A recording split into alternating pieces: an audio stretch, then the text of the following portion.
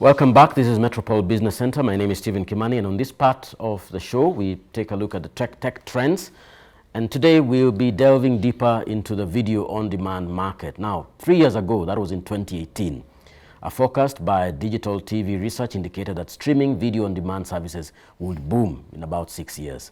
According to a report that was published by connectingafrica.com, Digital TV research analysts indicated that streaming video on demand subscriber numbers across 35 sub-Saharan African countries were forecasted to grow from 1.56 million at the end of 2017 to almost 10 million by 2023.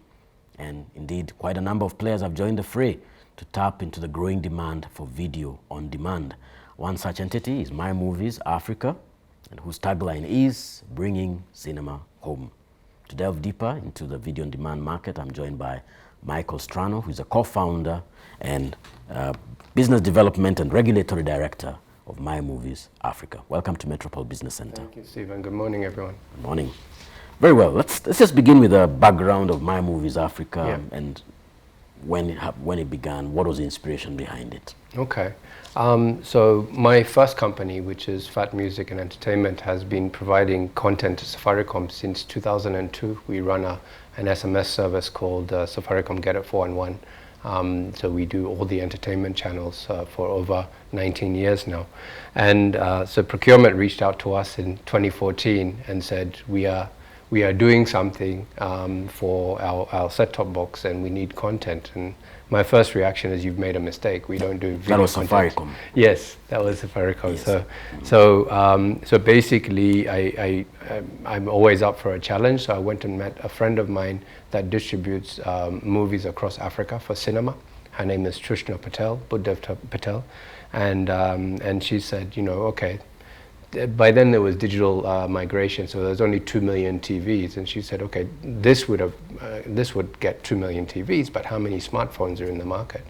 And she said, we need to do video on demand, and I said, what's that? So that was October 2014, and the journey started from there, and she's now our co-founder. All right. Yeah. So really, you began by actually working with an actual telco, yes, putting video content. Well, not putting, it was a request for interest at that time, but it's done full circle. Yes. There's conversations we're having with them at the moment around those things, yes. All right. Yes. Good. Probably from where you sit and taking a look at the video on demand market. Yes. How big is it? How many people are we talking about that are looking for video as and when they require it? Yes, yes. So there's a couple of ways to answer that. Not many people know that YouTube is video on demand. So there's different videos. There's 5 types of video on demand. Yeah. There's AVOD, which is YouTube advertising video on demand. There's SVOD, subscription video on demand, which is Netflix and Showmax. And then there's transactional video on demand, that's TVOD, which is what My Movies is. My Movies Africa is, where you rent for a period of time. And then there's EST, electronic sell-through, where you can actually own the title. So we're in the TVOD and EST segment. And then during COVID-19, there's a new segment that's turned up globally. You may have seen this. And it's called PVOD, which is Premium VOD, which is if you can't go to cinema, you watch content straight from cinema at a premium price, roughly the same price as a cinema ticket. So we are now also in the PVOD window. So we cover 3 of the 5 windows. Mm-hmm. Yeah.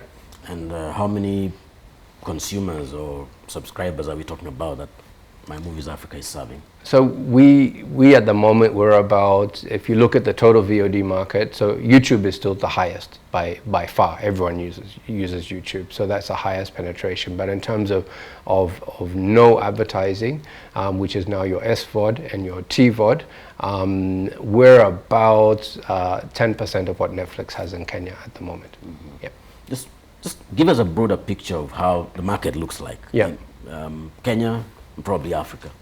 Kenya is the 3rd biggest video on demand market in Africa. South Africa is the 1st by far. If you actually look at the number of VOD subscribers, generally, if you look at all the VODs but you remove YouTube, South Africa has about 1/3 of the continent's users of over-the-top services, video services, followed by Nigeria, which has a 5th. Kenya is probably half of Nigeria, I would guess. I don't have data for Kenya at the moment, but it's probably 10% of Africa where we sit right now. Yeah. What about the revenue numbers? How do they look? So they look promising. If you look at the total market at the moment in Africa, we're talking about $392 million in 2020. But what's interesting is the growth. By 2026, the market will be worth $1.7 billion across all players where we also fit. So we're talking about a 440% growth over the next 4 years. So there's not many industries growing that fast. That's why it's very exciting, and it's very hectic every day to keep up with things. Yes, yeah. Good. I think that gives a picture of growth. Absolutely. Around how video on demand is looking on the continent. Yes. Probably we could just delve now into My Movies Africa. Sure. What's your offering, and how are you reaching the end consumer? Yes. So we offer something different to the subscription. So we first and foremost, we don't believe in competition. We believe every platform has a different customer base who they serve, and we're happy as a stakeholder in the film industry of Africa to see VODs come up, because our filmmakers have struggled for many years to make ends meet. So now they have, the more platforms they're on, the more chances they have to monetize. So in fact, our offering to our content partners is non-exclusive, because we don't believe it's fair to lock them into an exclusive agreement. We may do it in future where we do co-productions, where we co-own the content, but for now our agreement is non-exclusive. So our offering to customers is that you don't have to pay a monthly subscription.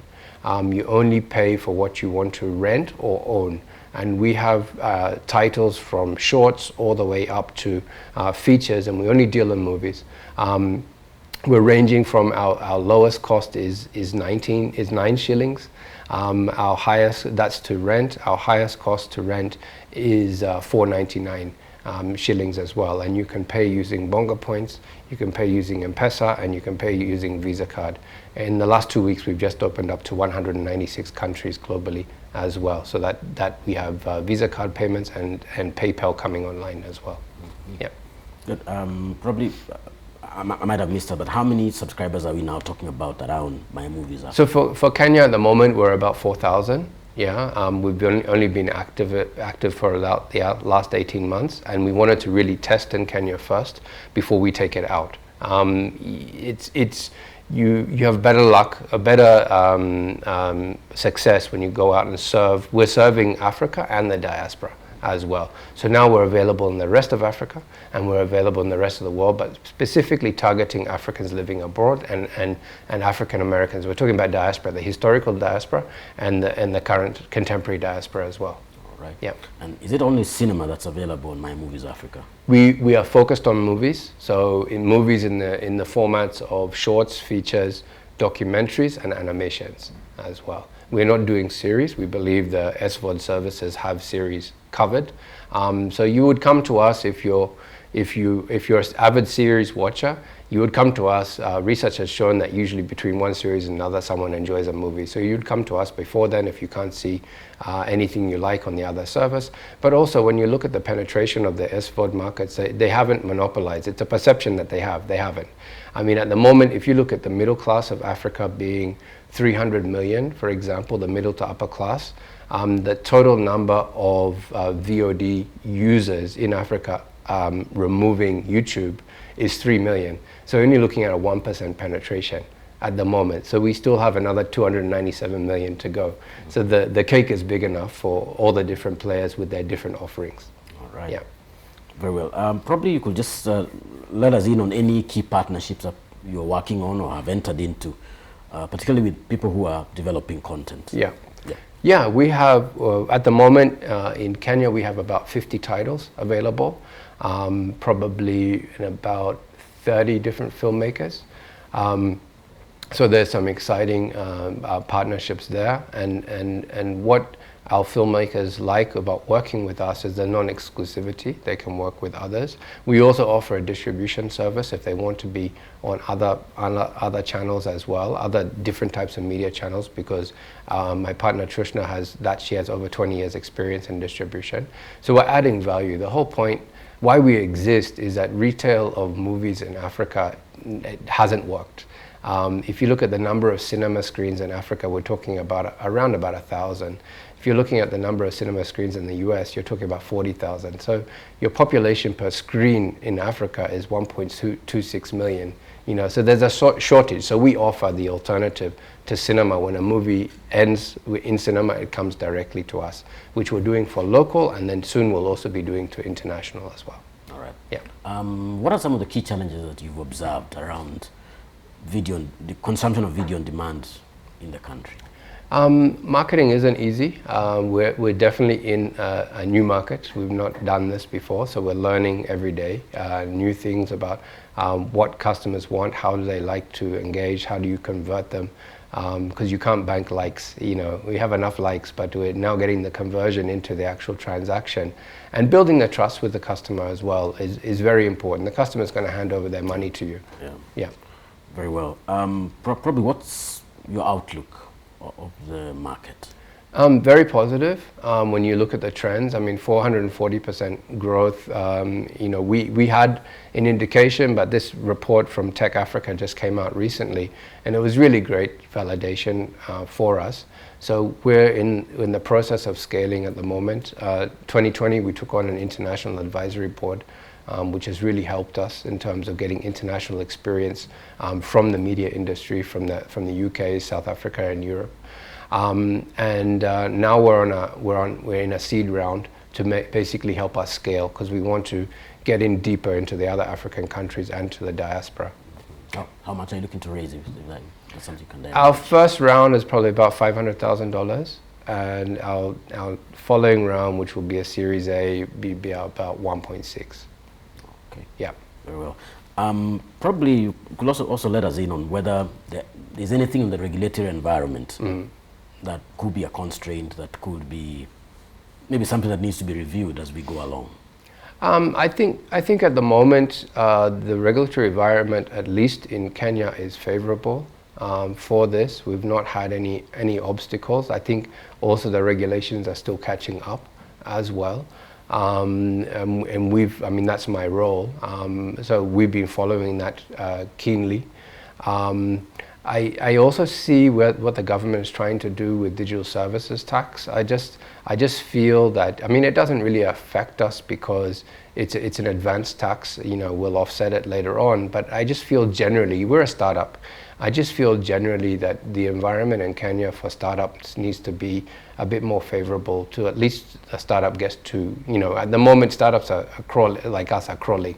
You need to allow us to get on our feet and walk a bit before we start looking at those taxes. You know, if you want to tax the more established players to meet your revenue objectives, that's fine. But at the moment, I think if I can just talk on behalf of the startup industry, it's not as enabling as we're seeing in other countries. And I think Kenya needs to be careful that it doesn't get overtaken as a startup hub by Rwanda, by Mauritius, by Morocco, that have very favorable environments. There's a new startup bill that's currently being debated, and I hope that will address some of those concerns. And taxation is one of those as well. Okay. Yeah. Probably let me take you back on the issue of probably the video on demand vis-a-vis the supply of content. Sure. And one wonders, is there sufficient content to sustain, for example, the niche that you've taken on, which is movies, yes, films? Yes. Do we have sufficient content on that? Yes, front? there is. There's some. In fact, when we started this journey, we've discovered that there is so much content out there. And what you found in the past is that filmmakers have created content maybe based on a grant or on a particular funding or what have you, but then they got so frustrated with distribution, the content is in their archives. And they've actually not monetized it. And Kenya, and talk to any filmmaker, and a very honest filmmaker will tell you that they don't do enough in their marketing. In their budget, they don't even have a marketing line. They have a production. Everything is production.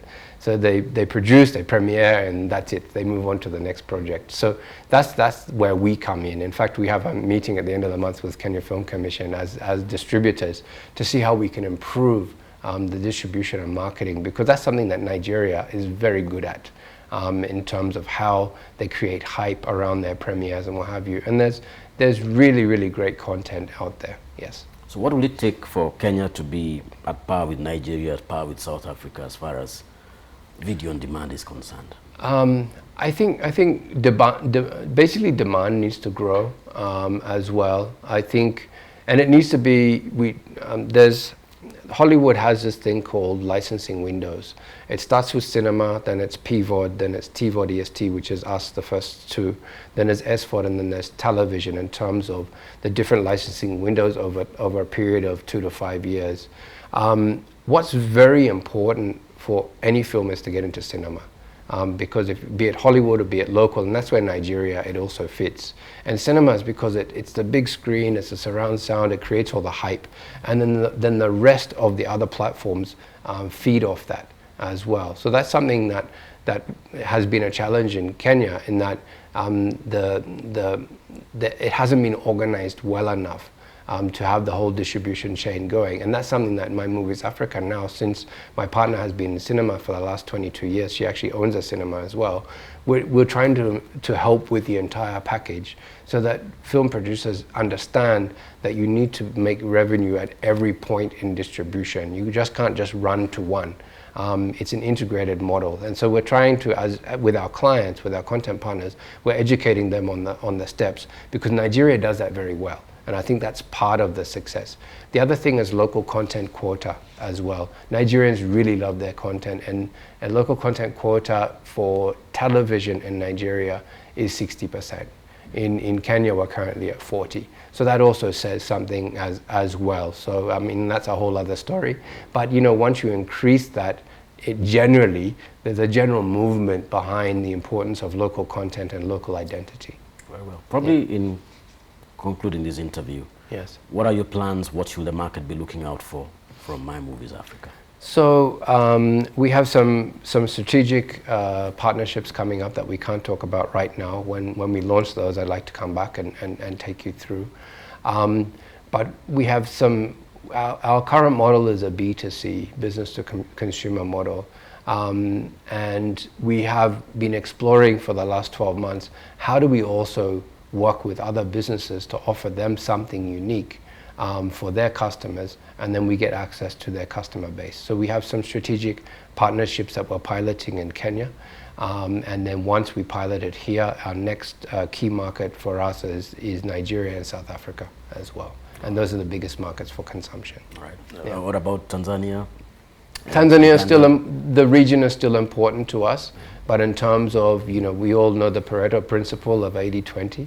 You know, our biggest success will come from those 3 countries, but along the way we'll also serve the region as well. We have a large Tanzanian film premiering with us next month. It's done very well in cinema there. We're bringing it into cinema here, and then by March it will be on My Movies Africa. We also have a new Kenyan film premiering tomorrow called Why You Hate, by a young filmmaker.